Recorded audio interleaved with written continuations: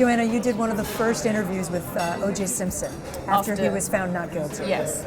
I got the interview by writing a one-line letter to his publicist. Do you remember what the line was? I do, and I'm never going to tell anybody. And he wouldn't let me take notes, so I had to keep going to the bathroom and write on my thigh. What? I wasn't allowed to take notes. And so you had a pen and you were writing on your... Of course, I always have a pen.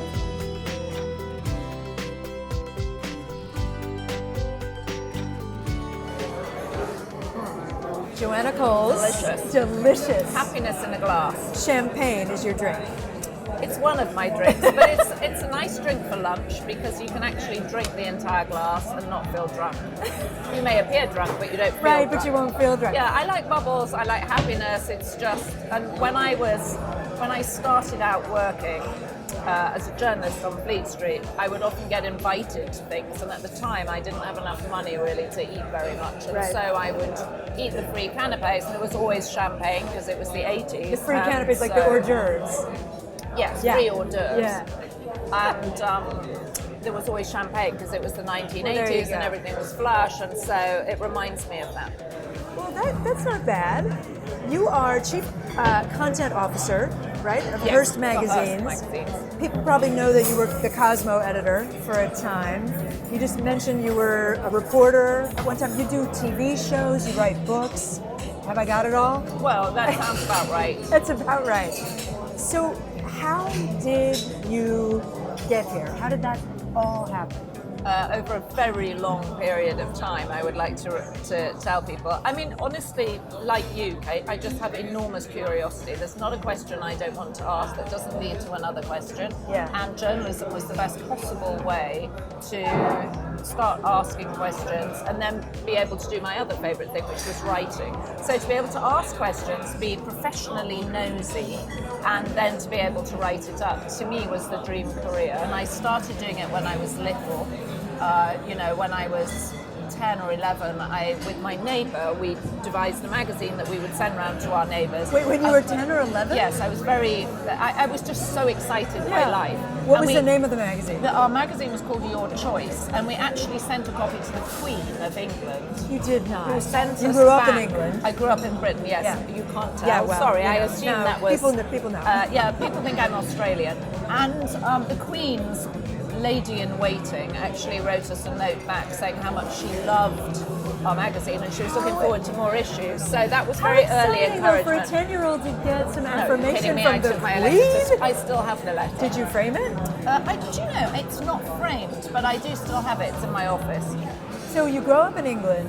What town? Where are you? I grew up in Yorkshire, which is 200 miles north of London, and then I moved to London the minute I could after college. So more rural to start. Growing up. Yeah, kind of provincial rather than rural. And then you end up on Fleet Street, right? I ended up on Fleet Street. For people who don't know, that's like the corridor where all the newspapers are. It's literally the most competitive journalism quarter, I think, probably in the world. It was unbelievably competitive, and there would be 9 daily newspapers every day in Britain, and you would be competing with the 8 other reporters on your beat. Okay, good, which brings me to this story that I heard you tell.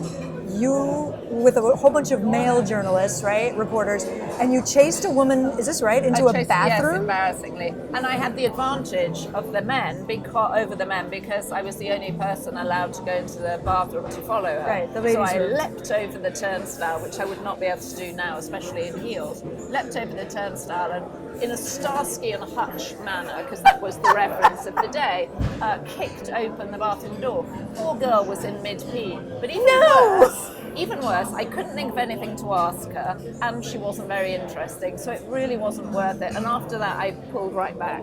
I feel that this says something about you, right there. Well, what I would like it to say is that I was once super aggressive and then learned that actually it was unnecessary. I could have just waited for her. You met your husband in England, right? I met my husband in England, yeah. My best friend introduced us. And he said that he was told that you were the rudest woman in London. Where did you hear that, Kate? I read that somewhere. Yeah, he saw me at a dinner and asked someone who I was, and they said, oh, she's notoriously the rudest woman in London, by which I think people meant that, oh God, she's always asking questions, inappropriate questions. Right. But it didn't deter him. No, I think he liked it. How do you get from London to here? You took a leap, right, to come here? I was posted for The Guardian as their New York bureau chief. Yeah, The Guardian is a big newspaper in Britain. We came on the QE2, which took a week, and we wanted a sense of occasion in arriving, and not just to fly and land at JFK, but to sail up the mighty Hudson and wave to the Statue of Liberty. And so that was very emotional. And I remember stepping off the boat at Pier 90, which it was then, and thinking, this is going to be fine, this is going to be okay, this is going to work out. And it was one of the world's best jobs for me, because you got to travel around America just writing about it, which is what I love doing. And very simple, it's just you, a pen and a notebook, and your questions. You love doing that. You, I think I've got this right. You have 2 kids. We have 2 kids. And you switched jobs during pregnancy. Both times I moved jobs when I was pregnant, actually. The first time I moved jobs from The Guardian to the Times of London. And the second time I moved from the Times of London to New York Magazine, and I was heavily pregnant both times. Yeah. And actually, I think during pregnancy you embrace change, because an enormous change is happening to you. Do you get the question all the time about this high-powered job that you have and having 2 kids, being a working mom? I do, and men don't get that question, but I get that question. The next man I have sitting here for the drink, I'm going to ask that question. Please do. I will. I often lean forward to men and say, how do you balance it all? And they look horrified that I would even raise the question. The question I get is about balance, and I always say there isn't any balance. That's what I think too. You just have to embrace the chaos, and every day comes at you like a train, and you just hope you're not going to get flattened entirely. Did you read Cosmo when you were younger? I did read Cosmo. And by the way, in you the can UK. drink. I'm sorry. I'm not allowing you to sip on your champagne. Well, my goal is for you to drink. I will order you another one, and then your questions will get wilder. Yeah, it's true. I did read Cosmo when I was growing up in the UK, and I felt like it was a beacon to a much more exciting future. It held the promise of this wonderful life you could have as a young woman. And it felt, it had fashion and beauty and all these things that I didn't really feel I had in my life growing up as a schoolgirl, and it just felt like this finger beckoning me exotic, to the future. Kind of, well, just sophisticated. Yeah. It seemed like you changed the magazine a bit. It was 2012, I think, when you took over, right? Yeah, 2012 when I took over. Leaning came out in 2013, and that really was my first issue. And that just felt like there was clearly this new wave coming of women wanting to empower themselves and realizing that they hadn't made as much progress as they thought they had. So you're not just covering all the things that Cosmo's known for. Well, we covered sex positions too. We covered lots about sex and love, but also we slightly changed the way it was being covered, because traditionally it was always understood that Cosmo was about pleasing your guy in order to keep him. And I wanted it to be a little bit more about, well, don't you get some fun out of this too? I think you probably should.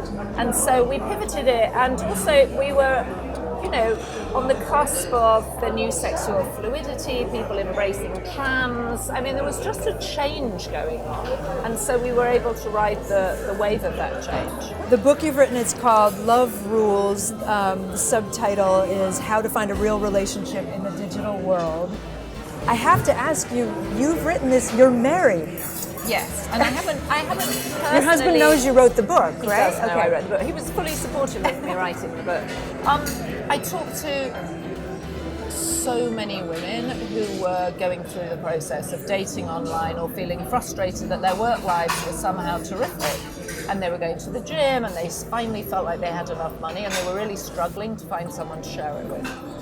And so it's sort of a guidebook, right? It's sort of it's a guidebook here's some to finding the relationships ways that to you want. navigate. Yeah, and there's a lot of work pages in it that you have to answer questions. Yeah. Biggest tip that you would give anyone looking for love right now? Well, by all means use a dating app, but don't waste time in flirty text exchanges with strangers. They're not who you think they are. Isn't that what you're supposed to do? No, absolutely not. You're supposed to call them, fairly soon into the On text the exchange. phone? On the phone, which I know millennials would know. rather That's crazy. eat their arm off than do that. And then you're supposed to go and meet someone in real life. There's an image of you. You're at a working desk, a standing desk, and I think it's a treadmill desk. Yes, I have a right? treadmill desk. Okay, and you have high heels on. I do. Is Not that, always. Okay, but- I was going to say, is that real? Is that? Oh, yeah, do yeah. you It's stand totally at your real. desk If I'm on the in desk high heels? for less than 10 minutes, I'll wear the shoe, whatever shoes I'm Yeah. wearing. If I'm going to be on it for longer, And than walk that, on the I'll put treadmill. flats on. Yes. I don't walk very fast though. The speed is, when I first got it, I was trying to walk at sort of 4 miles an hour, which is impossible to do emails. Right. Right. So now I do it between.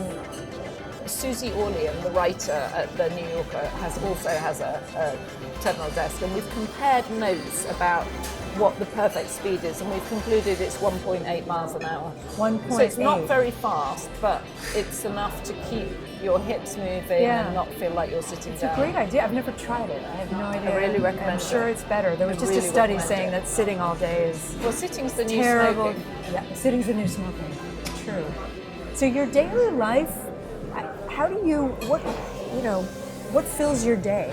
With magazines, you're not trying to figure out what's happening now. You're trying to think about what's going to be happening in 3 months, 6 months, a year. Right. So what I'm trying to do is figure some of that out and then pass the information back to editors and then help them be successful in curating a really intoxicating mix of content. Yeah, you sort of have to be a trend spotter, don't you? Because you have to be always Yeah. looking ahead. Yeah, you're part trend spotter and you're part bullshit spotter too. So you're like, no, that's never going to work.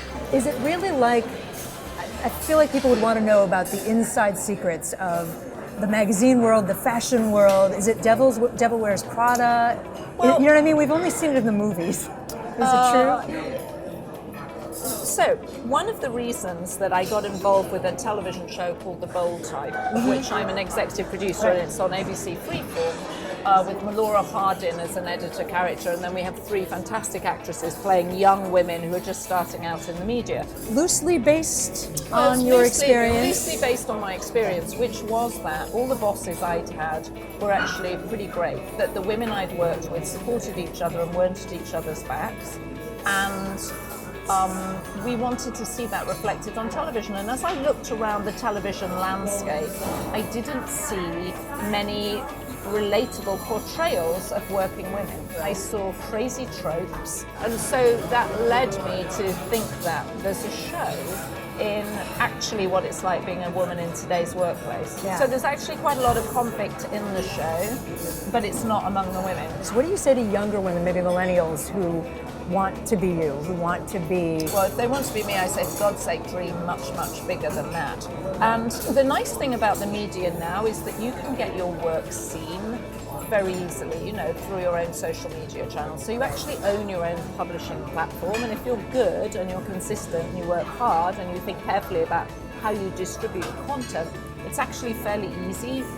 Well, I don't want to say it's fairly easy, but I want to say it's not as hard as it was to get your work seen. When I was starting out, I had to write something, I had to type it. Usually it would get typed on 7 sheets of paper with carbon paper. Right. put On a in between typewriter. it, on a Yes. typewriter. And then you would have to put it in an envelope, attach a stamp, and send it. And you would have no idea if it had got there. Joanna, you did one of the first interviews with O.J. Simpson after he After- was found not guilty. Yes. I got the interview by writing a 1-line letter to his publicist. Do you remember what the line was? I do, and I'm never going to tell anybody. Actually, the truth is I can't quite remember, but I do remember as I wrote it, thinking, this that's is a a great really good line. tease. Every now and then you write something and you're like, oh, this is it. And I knew that everybody, including a lot of American networks, were really aggressively going after this moment. And I remember thinking, what can I do that will get his attention, that will be different? And it was a very strange evening, and he wouldn't let me take notes, so I had to keep going to the bathroom and write on my thigh. What? I wasn't allowed to take notes, and So you had a pen and you were writing on your... Of course, I always have a pen. So I would go to the bathroom, write down certain quotes on my thigh, and then come back. What does your shirt say, by the way? In charge. In charge. Okay. My mum Furstenberg gave it to me. It's one of hers, and she wears it all the time. And she sent it to me. She said, "Darling, you should have this shirt."